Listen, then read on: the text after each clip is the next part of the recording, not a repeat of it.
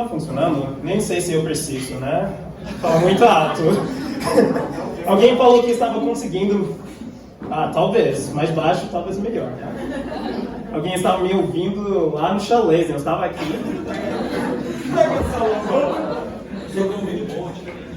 Tem um ouvido bom, é diferente. Bom dia, irmãos e amigos convidados. Estão animados? Tirar essa máscara. Uau! Tem sido tão incrível estar aqui, vendo quantas pessoas juntam em um lugar. Pouco estranho, tipo, tem uma coisa na minha cabeça, tá errado, não, tá certo, tá tudo certo. É tão incrível ver as pessoas, ver as lágrimas, né? Esse retiro tem sido muito impactante para meu coração e eu espero que para vocês também. Um pouco sobre mim. Meu nome é Salomão, eu sou um gringo, por isso o sotaque é estranho. Mas tem alguns sotaques estranhos aqui, tem goiano, tem baiano, então estou em boa companhia, barril, oxente. Não tenho os cariocas que estão por aqui, né? Mas tudo bem, eu tenho meu sotaque, então pode zoar à vontade. Porque eu fico zoando os sotaques até dos paulistas com suas portas. Eu lembro que eu fui para um retiro desse primeiro ano que eu decidi ser um seguidor de Jesus e foi impressionante. Eu estava na universidade orando para saber quem Jesus é. Eu tinha experiências religiosas, eu tinha visto pessoas falar muito sobre quem Jesus é, mas eu estava orando por eu conhecer quem Ele é.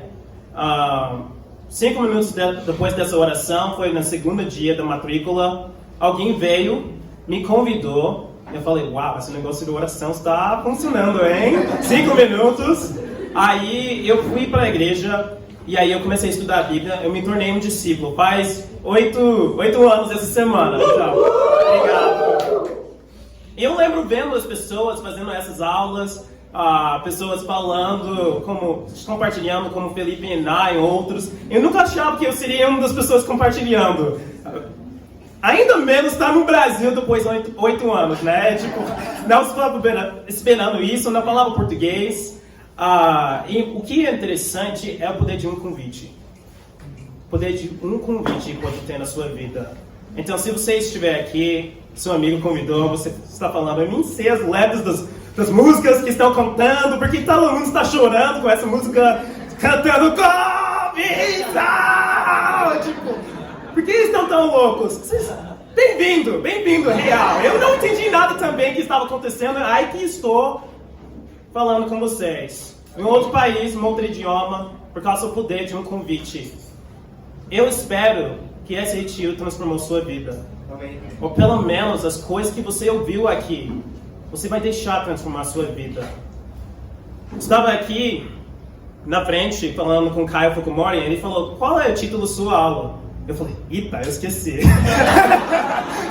Ele falou, você está preparado? Eu falei, espero que sim, né? Mas o título dessa aula é quem vocês dizem quem eu sou? Que é a pergunta que Jesus fazia para aquelas pessoas daquela época, está fazendo para nós hoje. Mesmo se a gente está aqui há 8 anos como discípulo, ou alguém com um amigo nos convidou. Quem é Jesus? Não dá para as outras pessoas responderem isso para você. Você tem que responder isso por si mesmo. Então, antes da gente começar, vocês podem já estar indo para Mateus 16. Eu vou orar. Pai, eu queria agradecer por esse fim de semana. Uau! Tem sido muito especial se unir com amigos que faz tempo a gente passou tempo.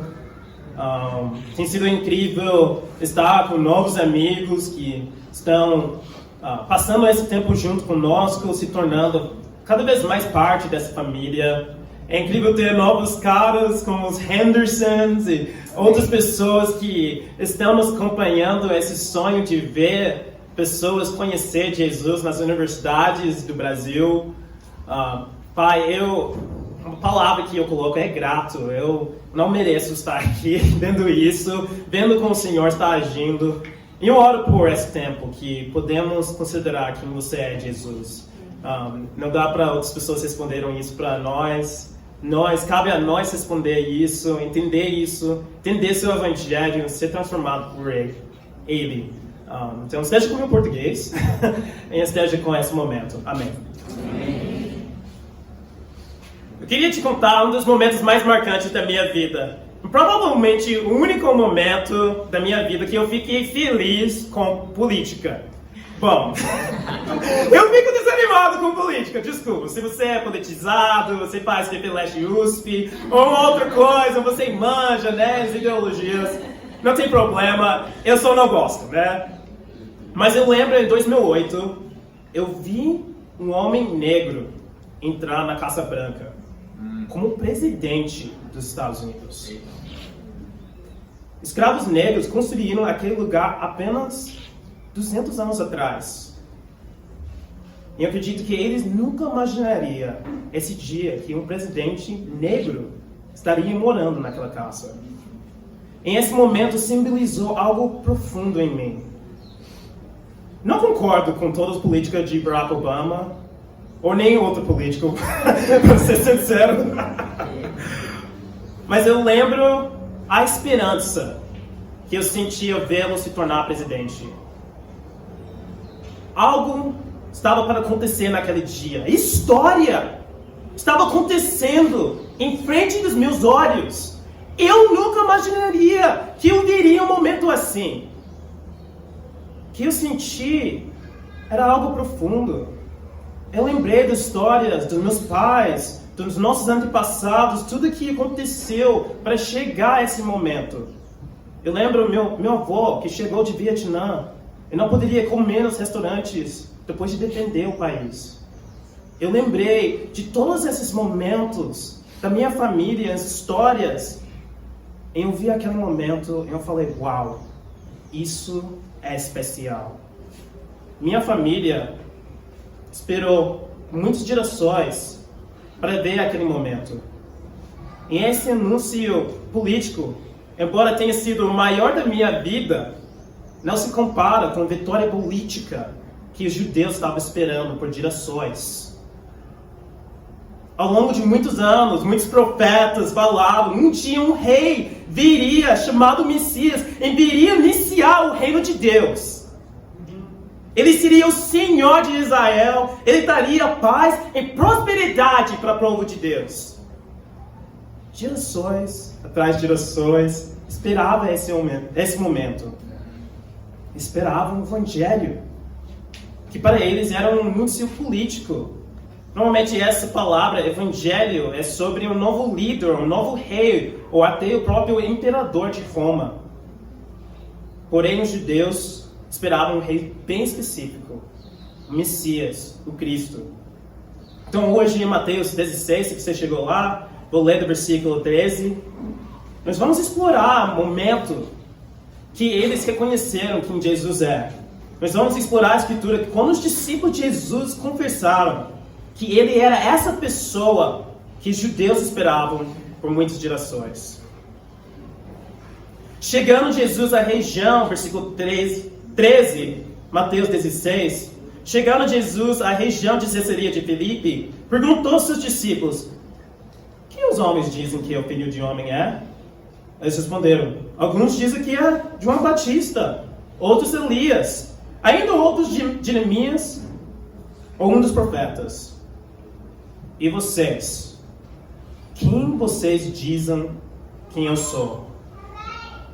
Simão Pedro respondeu, tu és o Cristo, o Filho do Deus vivo. Respondeu Jesus, feliz é você, Simão, filho de Jonas. Por isso não lhe foi revelado por carne ou sangue, mas por meu Pai que está nos céus. Eu lhe digo que você é Pedro, e sobre esta pedra edificarei a minha igreja, e as portas do Hades não poderão vencê-la. Eu lhes darei as chaves do reino dos céus. O que você ligar na terra terá sido ligado nos céus. O que você desligar na terra terá sido desligado nos céus. Então, Tem muita coisa acontecendo aqui, ligando, desligando. Eu lembro lá no apartamento, eu sempre deixo a luz acesa e Luiz falando, desliga a luz! Não é isso que a gente está falando, a gente está falando de uma outra coisa. Bom, vamos começar com um lugar. E neste lugar, Cesareia de Filipe, era 15 quilômetros do Mar de Galileia. Ficava lá na fronteira territorial basicamente com os pagãos, né, em Israel. E talvez você falou, que isso? Pagãos? Você não pode falar isso. Na verdade, essa cidade era uma cidade pagã que eles estavam. E isso não era pejorativo, obrigado.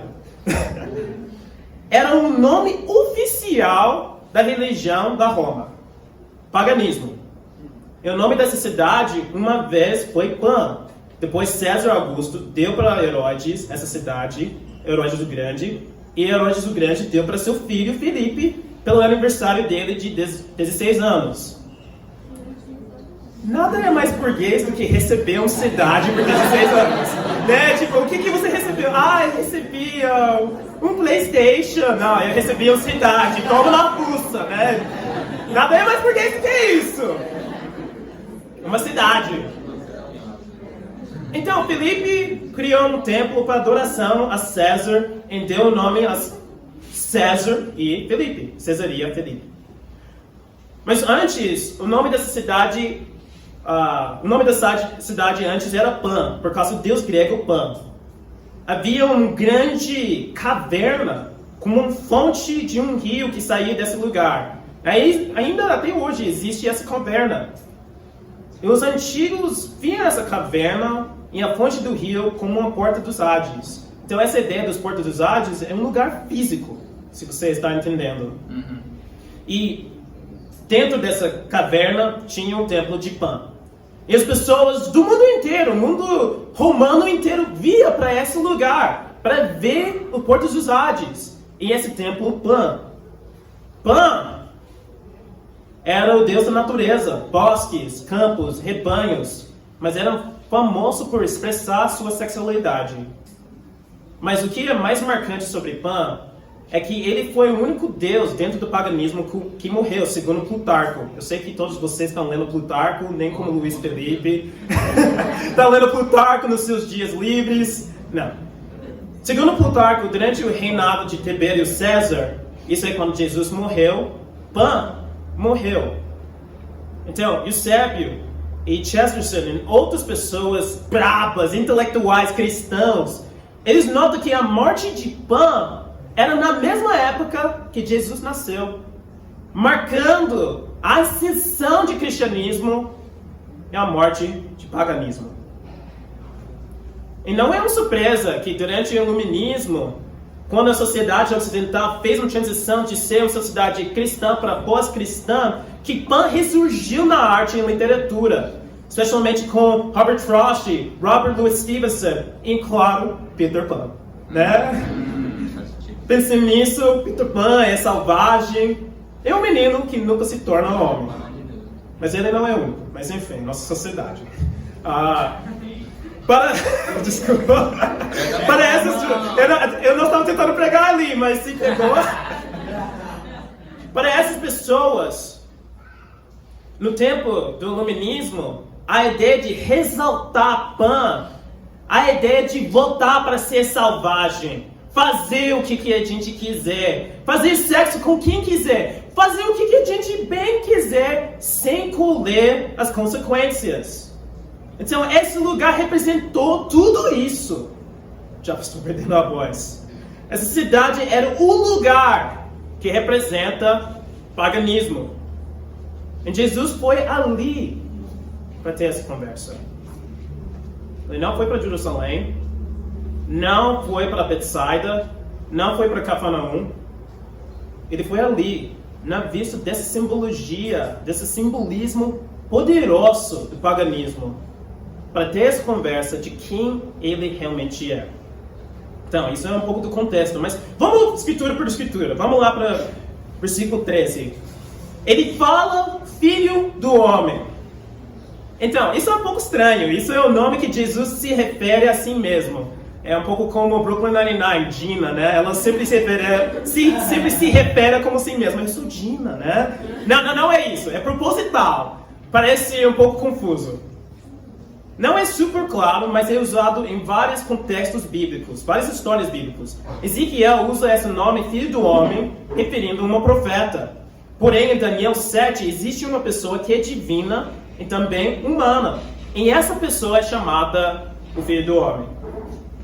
De qualquer jeito, não era completamente claro o que Jesus estava falando para pessoas da época quando ele usava esse título. Mas foi para isso mesmo. Tipo, ele falou, eu sou o filho do homem. E as pessoas, o que isso significa? Ele, vem, vamos descobrir junto. Então, era para chamar atenção. Então, quando ele pergunta para ele o que as outras pessoas pensam, eles respondem João Batista, versículo 14. Então, tem uma teoria deles, das pessoas daquela época, que João Batista ressuscitou. Tem também Elias. Se você não conhece a história, ele era um profeta que viveu séculos antes de Jesus, mas existia uma profecia de um outro profeta chamado Malaquias que dizia que Elias ia voltar antes do Messias. Então todo mundo estava ansioso para Messias. E por isso estava ansioso para ver Elias. Ainda outros como Jeremias, porque Jeremias tinha muito em comum com Jesus. Ou um outro profeta, eles falaram, muita pessoa poderosa. Mas uma coisa está clara para as pessoas naquela época é que Jesus é diferente. Ele é mais do que um cara legal, convidando pessoas para um grupo legal. Verdade. E ele faz a pergunta, e vocês? Eita! Jesus pergunta para os discípulos. Pedro, provavelmente respondendo para todo mundo, fala que você é o Messias e o Filho de Deus. Então, algumas tradições falam Cristo, outras falam Messias. Messias, para explicar em hebraico, eu não manjo, mas vamos lá. Messias é uma palavra hebraico, em Cristo tem a mesma significância, mas está no grego. É a mesma coisa. Não é o sobrenome de Jesus. Não é tipo, e aí, tudo bem seu Cristo? Não é o sobrenome. Para ser sincero, eu achava por muito tempo. Eu acho que por 5 anos como discípulo, eu achei que Cristo era o sobrenome de Jesus. Mas tem uma explicação, eu sou do interior, a gente não chama as pessoas pelo primeiro nome. Então vamos lá. Eu falei, se eu quero ser mais, educado com Jesus, eu falo, Senhor Cristo, Mr. Christ. Mas coisa de interior. Cristo é um título que significa ungido. É ungido rei, consagrado. Alguns reis da Bíblia tinham esse título, porém ao longo do tempo se tornou uma palavra que significa esse rei que era para vir. Ele libertaria os judeus da Roma e começaria a reinar com paz. Ninguém sabia de onde viria esse Messias, mas eles esperavam que ele seria um guerreiro que destruiria Roma e todo o paganismo que eles adoravam. Outros acharam que ele seria um profeta justo que ia limpar o templo de toda sua corrupção e idolatria. Mas as escrituras eram claras sobre isso. Chegaria um rei de Deus que começaria seu reino trazendo a vontade de Deus aqui na terra como é feito no céu. Chegaria um dia o Messias. E é louco. Você pode imaginar, depois de gerações de esperar esse momento, Pedro olhando para esse homem que parece como ele, falando que ele encontrou o Messias. Uma coisa interessante é que ele fala, Filho do Deus vivo. Talvez ele estava zombando o Pan, que recentemente morreu, né? Nossa, Deus está vivo, tá vendo? Filho do Deus vivo. Uma outra ideia que pode ser é que é além disso. Provavelmente seria difícil que Pedro estava pensando nas complexidades de teologia, da Trindade. Porém, parece que ele estava reconhecendo que de alguma forma Jesus tinha uma conexão única com o Pai. E Jesus não era só humano, mas tem a essência de Deus também. Bom, vamos parar e pensar aqui. Por que tudo isso que eu estou falando? É que, se você está lendo Mateus, você já sabe o que está acontecendo. Jesus vai morrer, ele vai ressuscitar, ele é o rei, o Messias, né? Mas a gente está seguindo com as pessoas e vendo como eles descobriram quem Jesus é. Porque alguns de nós estamos fazendo a mesma pergunta. Você está lendo Mateus e você está vendo como as pessoas encontraram com Jesus e o que eles viram. As pessoas nessas histórias, discípulos e pessoas que Jesus entrava em contato, não sabiam que ele era Messias. Nós estamos vendo como eles descobriram. E esse momento é um momento grande. Pedro está dizendo, provavelmente, não está dizendo para si, só si mesmo, está falando para todo mundo. A gente acha que a gente encontrou o Messias. Quando ele acerta, Jesus fala, feliz é você! E essa pergunta era comum entre os mestres daquela época, quando um aluno acerta uma pergunta. E ele fala que isso não foi revelado só de carne e sangue, mas Deus mesmo revelou isso para Pedro. E Pedro recebe a responsabilidade de liderar a primeira igreja, a igreja primitiva, lá no versículo 18. E eles falam a seguinte coisa, que eu amo.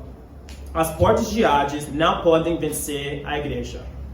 As portas de Hades era aquela caverna, lugar de morte subterrâneo, lugar de morte e talvez a origem de maldade em si. Mas até a morte não é forte o suficiente para a igreja. Porém, imagina essa cena, não é só metafórico, como a gente pensa. Eles estão, talvez, em frente dessa caverna. E Jesus está olhando para essa caverna e fala, essas coisas não vão vencer no final. Amém. Ele fala, nada vai abalar a igreja. E na verdade as palavras de Jesus não são negativas, são positivas. Ele não estava dizendo isso de uma forma defensiva, mas de uma forma ofensiva. Todos os poderes de maldade e morte não podem parar a igreja em seu crescimento. Aqui nós estamos. No outro lado do mundo, quase nenhum de nós é judeu. Falamos outro idioma. Alguns diferentes sotaques desse idioma também, incluindo o meu. O templo de Pan é destruído. César não é adorado como um deus. O paganismo é uma coisa do passado. O paganismo é um insulto. Não é sua religião. E a igreja está aqui se espalhando, se fortalecendo, especialmente na África e na China. Pan, César e paganismo já era. Amém. Jesus continua em versículo 19 falando de chaves do reino, e depois no versículo 20 fala para os seus discípulos não falarem sobre isso. E isso não é Jesus sendo passivo-agressivo, não compartilhem, mas compartilhem, não é passivo-agressivo, não é um complexo de inferioridade. Jesus era inteligente. Jesus sendo o Messias, às vezes a gente não tem tão claro em nossa mente quanto isso era radical para aquela época. Essa ideia era revolucionária. Diante de Jesus, quando ele estava falando isso, existia o templo de César, existia Pan. O mundo já tinha uma autoridade, cujo nome era César. As moedas, dinários, moeda romana falava César, filho de Deus. Então, eles estariam dizendo que sua lealdade, na forma mais profunda, não era para Roma, não era para César, mas sim para um cara que não tinha caça, chamado Jesus. E isso fez que as autoridades em todos os lugares fossem questionadas como legítimas. Quando Jesus foi para Jerusalém como rei, lembra, se você já leu, que dentro de uma semana ele foi preso e morto. Jesus era uma ameaça ao império. Era uma ameaça para elites religiosos. Os judeus e romanos concordaram com nada, mas eles concordaram em matar Jesus. Jesus não era o único para morrer para essa ideia revolucionária que Jesus é Senhor. Muitos discípulos morreram, porque eles chamavam Jesus de Senhor. Um que destaca é Policarpo. Era o líder principal de uma igreja de Esmirna. Quando os oficiais romanos vieram para sua casa prendê-lo, ele foi simpático e falou, chega aqui. Eles estavam vindo para prender e matá-lo. Você quer pão de queijo? Vem aqui, né? Eu estou fazendo um pão de queijo. Ele comeu com eles. Ele era muito velho.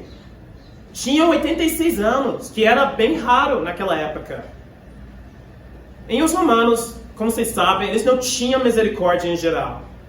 Mas com Policarpo, um magistrado que supervisionou a morte dele, tentou ter misericórdia. Uma coisa rara para os romanos. Quando o magistrado pressionou, implorando Policarpo que retratasse sua fé, Policarpo respondeu, tenho 86 anos. Eu não servi e nenhuma vez ele me enganou. Como então posso blasfemar contra o meu rei que me salvou? Venha, traga o que quiser. E aí, o magistrado respondeu o quê? O magistrado não conseguia acreditar que sua oferta de misericórdia estava sendo rejeitada e ficou bravo. Ele avisou, abençoe César, fala que César é o rei. Policarpo respondeu, já que você se esforça em vão para me fazer abençoar César, fingindo que eu não conheço meu verdadeiro caráter, ouça-me claramente. Eu sou um cristão. Se você deseja aprender sobre isso, vamos marcar um dia. E você vai ouvir. O cara era bravo por 86 anos, né? Mais bravo de algum de nós. Enfurecido, o magistrado ameaçou, tenho feras e eu exporei você a elas, ao menos que você se arrependa. Policarpo respondeu, trago-os. O magistrado continua tentando, Deus está dando. Já que você despreza as feras, ao menos que se arrependa, vou te queimar com fogo. Exato! Policarpo diz, você me ameaça com fogo que arde por 1 hora e logo se apaga. Mas o fogo do julgamento futuro e da punição eterna é reservado para os ímpios, que você ignora. Por que você demora? Venha, faça o que quiser. O bravo tem nome. Bravo tem nome, Policarpo. Com isso, eles queimaram Policarpo vivo. Jesus, ou César, é Senhor.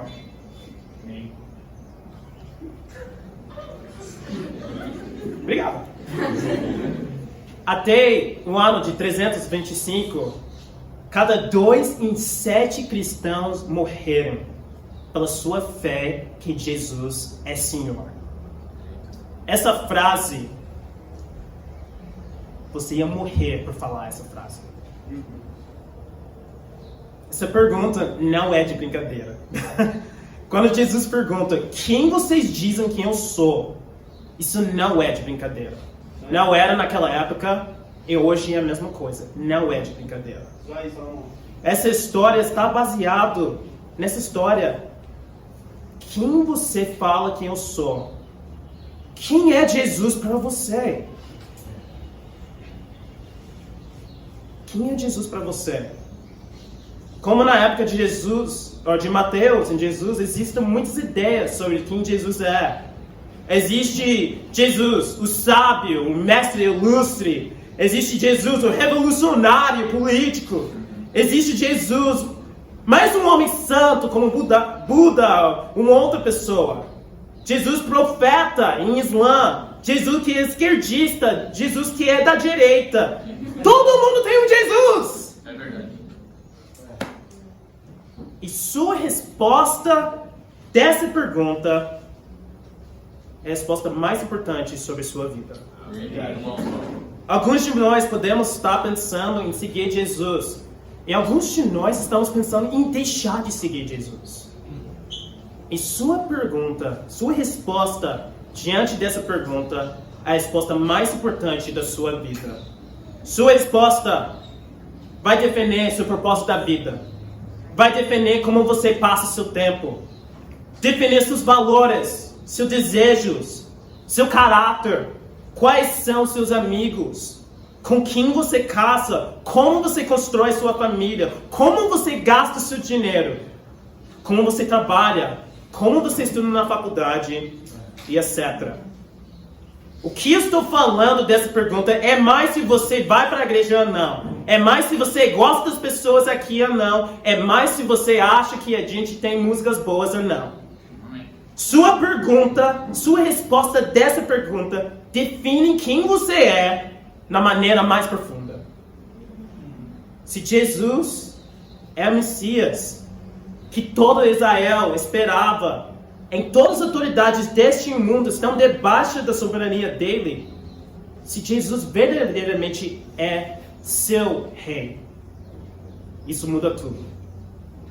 E essa é uma convicção profunda que nós que estamos seguindo Jesus temos.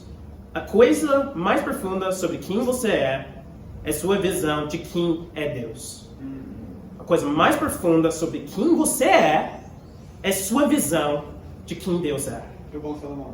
A fé em espiritualidade cristã, no seu melhor, é a cura da nossa visão de Deus, é uma união de nossa alma com Ele. Por quê? Por que é tão importante? Eu acho interessante as palavras de A.W. Tozer. Ele fala que nós movemos na direção da nossa ideia de quem Deus é. Basicamente, a gente se torna o que a gente acha quem é Deus.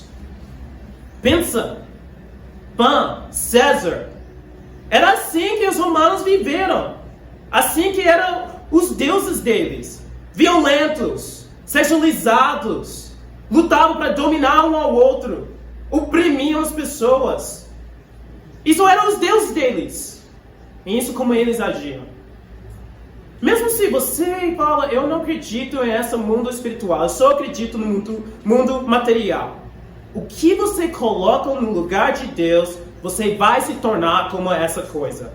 O que você acha que é seu valor principal, o seu propósito da vida, você vai se tornar como essa coisa. E se você acha que você não tem propósito da vida, você vai achar um propósito da vida, porque nós somos seres de propósito, e nós vamos se tornar como aquela pessoa, aquela coisa.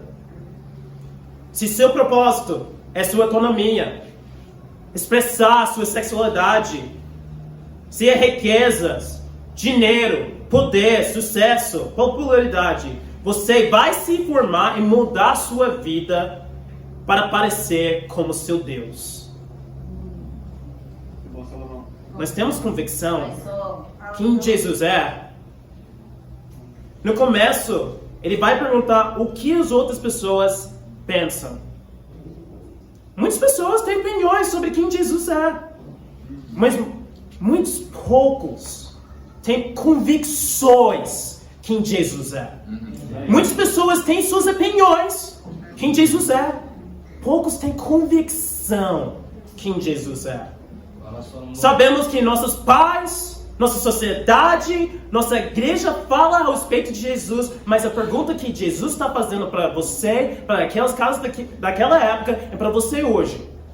Você sabe quem eu sou?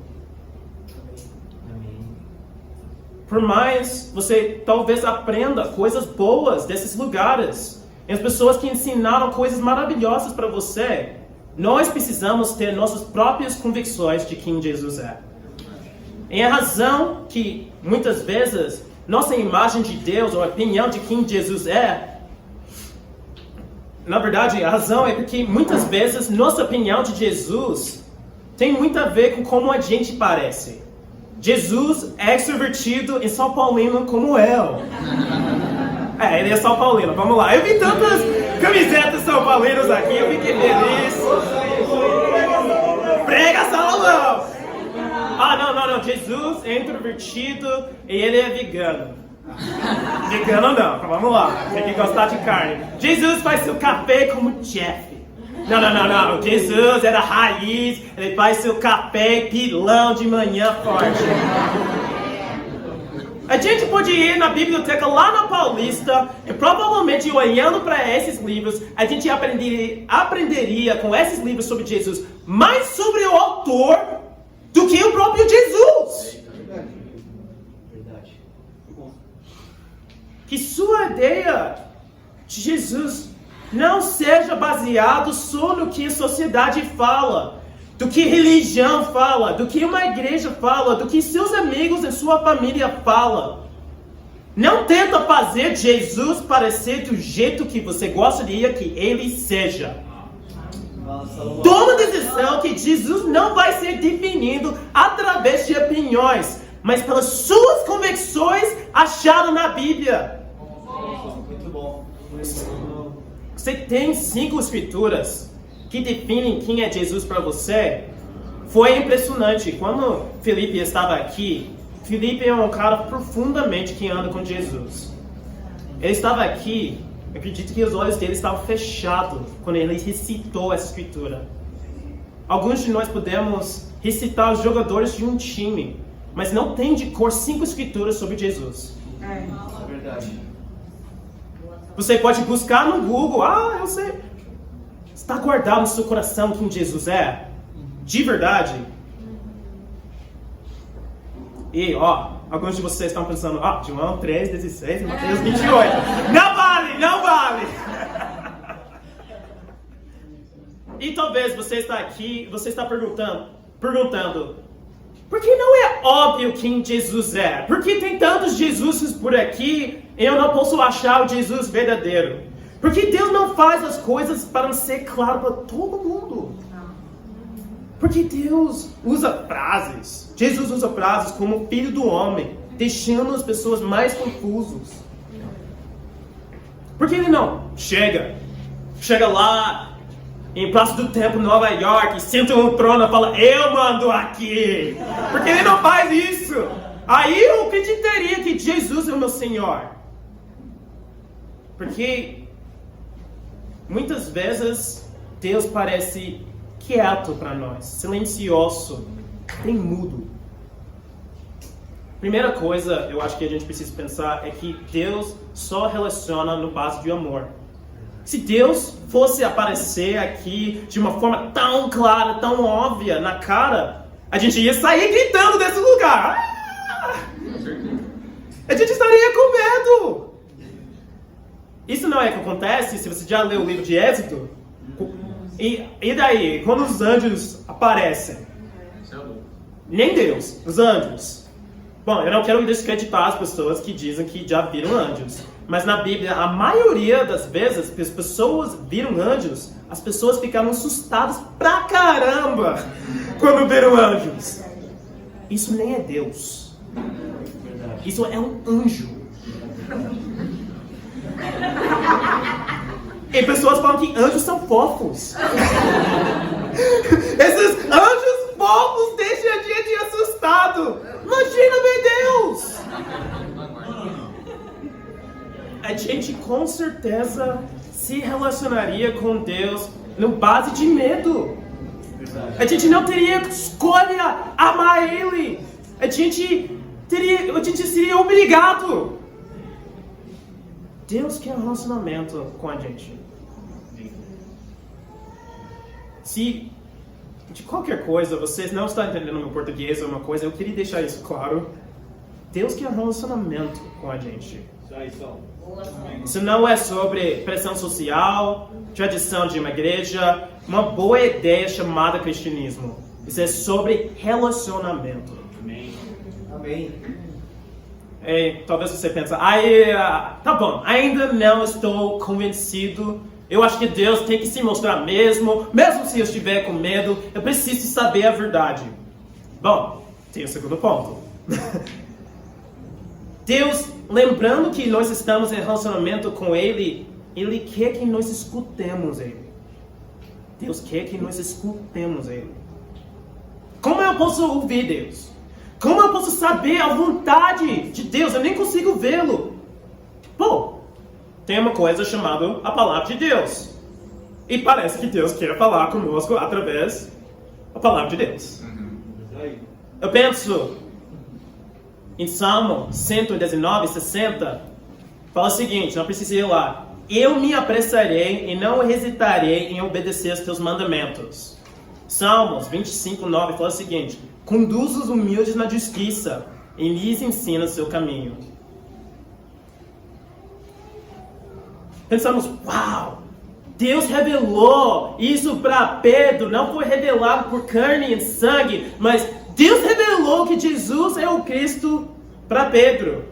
Por que Ele não faz isso para mim, fazendo revelações bravas? Ele está tentando. Ele está tentando. Se você não tiver uma disposição humilde e se mostra pronto para praticar a palavra dele, não planeje ouvir de Deus. Vou falar isso de novo. Se você não tiver disposição, você não está apressado a praticar a palavra de Deus, não planeje ouvir dele. E não é porque ele é raivoso, ou bravo, ou vingativo. Na verdade, ele é um pai muito bom. Ele não vai encher saco de você. Se você realmente sabe melhor como dirigir sua vida, Deus, como seu pai amoroso, vai deixar você seguir. Um bom pai sabe que quando seu filho não vai te escutar, às vezes é melhor não ficar repetindo a mesma coisa e deixar ele aprender de uma outra forma.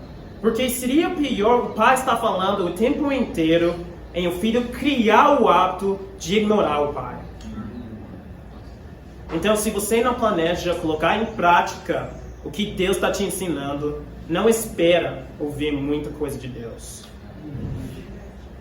Mas alguns de nós podemos ver Deus agindo na nossa vida. Estudamos a Bíblia, vemos como fazer as coisas de forma que Deus quer para nossas vidas, trazendo paz, liberdade, alegria, amizade que a gente jamais acharia em outro lugar. Parece que é isso mesmo. Talvez você esteja pensando, qual é o próximo passo? E isso é incrível. Eu lembro que eu estava tão animado aprendendo sobre Jesus, que eu estava fazendo os estudos bíblicos e eu fui convidar um monte de pessoas. Eu fui para os dormitórios, eu fui batendo nas portas. Ninguém me ensinou a evangelizar. Eu fui lá, gente, você tem que ver o que eu estou vendo aqui, é top! Se você está começando a ver quanto Jesus faz diferença para você, tome a decisão de segui-lo de fato. Amém. Se torna um discípulo. Seja batizado. Amém. Não sou uma pessoa que fui convencida emocionalmente que Jesus é o Filho de Deus. Na verdade, eu tenho muito medo de tomar decisões de uma forma emocional. Mas eu lembro que eu senti naquele dia. E desde então eu tenho sentido a mesma coisa. Talvez eu não sabia nada como viver minha vida com 18 anos. Mas essa decisão de seguir Jesus está de parabéns. Foi a melhor... Está de parabéns. O resto das minhas decisões, talvez não. Mas essa decisão foi a melhor decisão da minha vida. E eu posso falar isso com toda convicção. Eu já teria destruído a minha vida se não fosse por Jesus. Larga as outras coisas, gente. Os outros senhores da sua vida. Vamos lá, você provavelmente não é o melhor senhor da sua vida. Se você fosse real. Se você fosse honesto. Nem Pan, nem César, nem o outro Deus merece ser o senhor da sua vida. Sexo, dinheiro, sua inteligência, nenhum dessas coisas são os reis que você precisa. Reconheça que Jesus é o rei que você precisa. Até porque ele falou no final dessa escritura, seu reino e o avanço do seu reino não pode ser parado. Lá, onde eles confessaram pela primeira vez que Jesus é Senhor, havia templos pagãos. Hoje não existem mais esses templos. César não é o nome de alguém que domina o mundo, mas provavelmente de algum jogador de algum time, provavelmente, né? Ele está só na história. Paganismo acabou. Roma caiu. Porém, o templo de Deus, que é a igreja, está vivo, está crescendo e está multiplicando. Vou pegar. 2000 anos depois da ascensão em queda de vários impérios, vários países, vários líderes, estamos aqui declarando com convicção que Jesus é o Senhor. Amém. As portas de Hades não vão parar a igreja. Isso não é uma frase defensiva, é uma frase ofensiva. Qual é a sua boa confissão? Espero que você está conhecendo Jesus agora, estudando a Bíblia. Espero que você consiga um dia falar isso com convicção, que Jesus é seu Senhor. Amém. Eu espero em breve. Amém. E para os discípulos, nós não sabemos do futuro, não podemos mudar o passado. Tem muita coisa para a gente melhorar, mas de uma coisa podemos ter convicção, mesmo nos momentos difíceis, mesmo na pandemia, mesmo quando nós fazemos pecados que nunca achamos que poderíamos fazer, mesmo se as pessoas que a gente prega o Evangelho não querem ouvir, mesmo quando nossos irmãos no primeiro século, por falar essas palavras, eram cerrados no meio. Nós temos uma confissão que mudou e vai continuar mudando o mundo. Qual é a nossa confissão? Jesus Cristo é o meu Senhor, agora para sempre. Amém. Orar. Deus, obrigado por esse dia. Obrigado por você revelar quem você é para nós. Oro, Senhor, que você esteja conosco, esteja com nós que estamos tomando decisões. Eu espero que nós conseguimos te ver nas Escrituras, praticar a sua palavra. O Senhor tem grandes coisas para nós, para nossas vidas, quando nós entregamos nossa vida a Ti. Eu oro que cada vez mais sentimos animados, sentimos corajados de viver essa vida que você planejou desde a criação da Terra, a criação do universo. Jesus, para muitos de você é nosso rei, nosso melhor amigo, nosso tudo. E para alguns de nós estamos te conhecendo. Espero que essa retiro pode ter feito uma grande diferença. Então, no meu oro. Amém. Amém. Obrigada.